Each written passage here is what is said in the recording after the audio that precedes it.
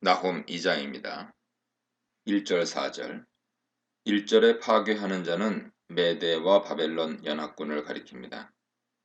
1절에 너는 산성을 지키며 굳게 할지어다는 조롱 표현입니다. 지금까지 산성을 의지하여 교만했으나 이렇게 굳건하게 지켜도 소용이 없다는 의미죠.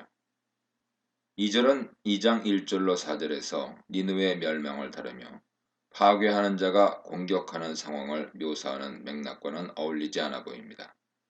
갑작스럽게 야곱과 이스라엘의 영광에 대한 회복을 언급하기 때문입니다. 그러나 이런 기법은 나훔이 이미 사용한 방법이죠.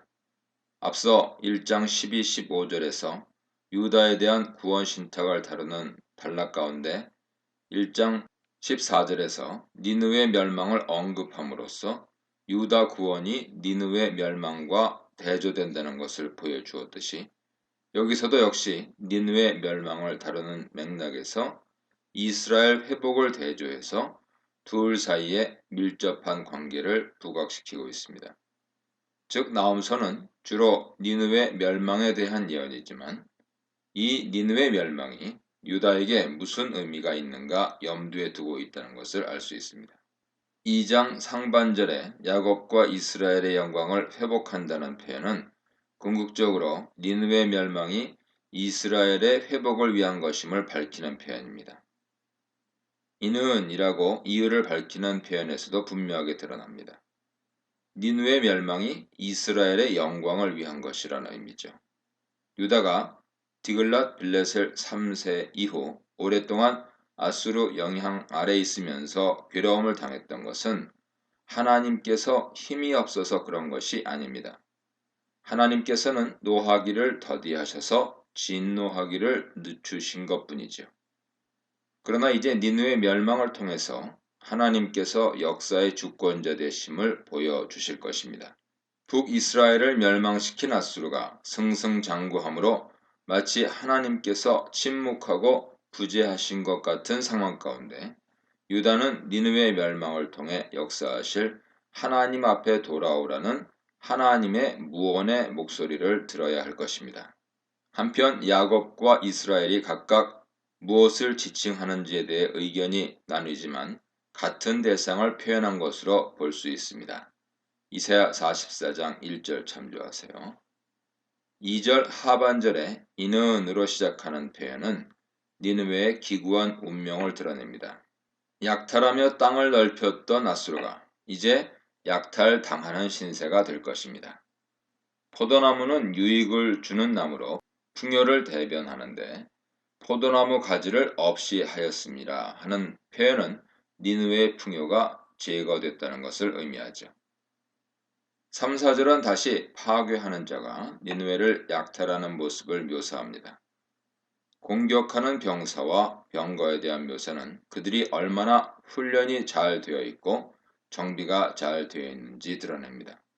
어떤 학자는 방패가 붉은 것은 피로 물들었기 때문이라고 지적하는데 전쟁에 임하면서 상대방 방패를 볼 때 공포감이 몰려오는 상황과 잘 어울립니다.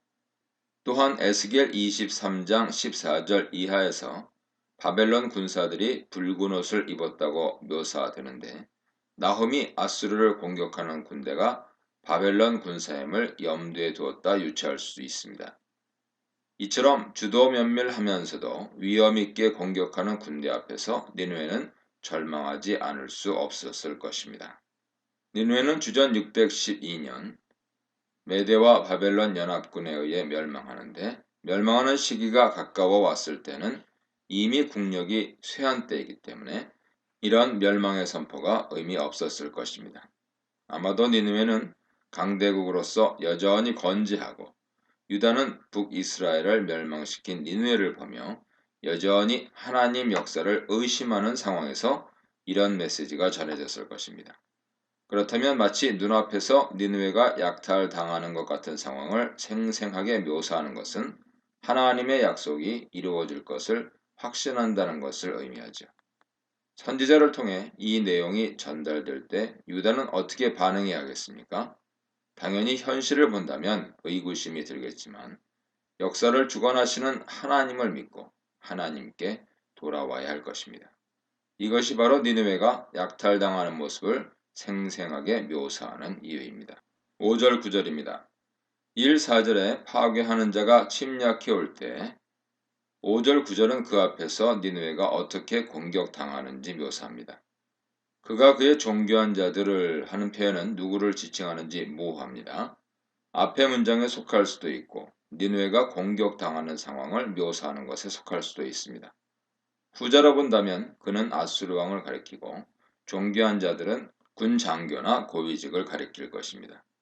5절은 특히 파괴하는 자의 공격이 너무나 갑작스러워 미처 전쟁 준비도 못하고 있던 상황에서 군대가 몰려오는 것을 보고서 급히 성에 이르러 대비하려는 허둥대는 모습을 묘사합니다.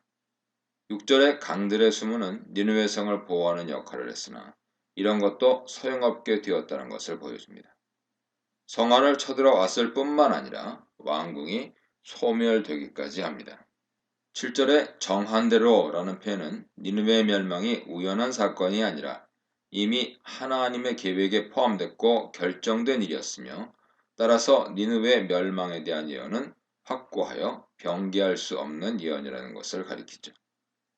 7절은 전쟁에 패배하여 포로로 끌려가는 장면과 패전을 애도하는 모습을 묘사합니다.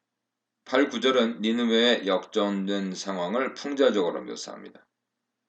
물이 모인 못 같다는 것은 니느웨가 강성하여 부가 넘쳤던 것을 가리키죠. 니느웨에게서 무언가 얻을 것을 기대하고 모였으나 이제 망하게 되자 서로 돌아보지도 않고 도망하는 신세가 될 것입니다.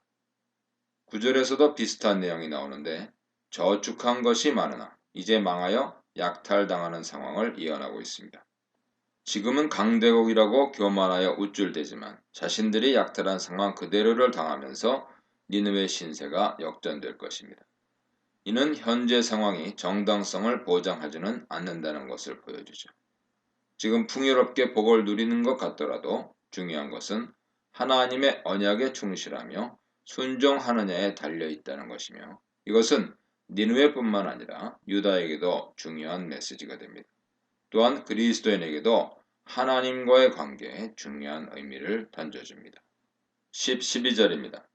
이달락은 여호와의 심판으로 말미암은 저주를 보여주는데 애가 형식으로 니느웨가 당할 멸망 모습의 깊이를 더하고 있습니다. 파괴하는 자가 침략해 올 때만 해도 5절 9절에서 묘사된 대로 처참하게 당할지를 모르고 전쟁에 대비했을 것입니다. 그러나 여호와 심판의 결과는 처참했습니다. 10절에 공허하였고 황폐하였도다 하는 것은 니느웨 상황을 단적으로 보여주는 표현이죠. 11, 12절에서는 11절 상반절과 11절 하반절, 12절 대조를 통해서 니느웨가 멸망당한 비참한 상황을 부각시킵니다. 11절 하반절 12절은 니느웨가 멸망당하기 전의 영광을 묘사하죠.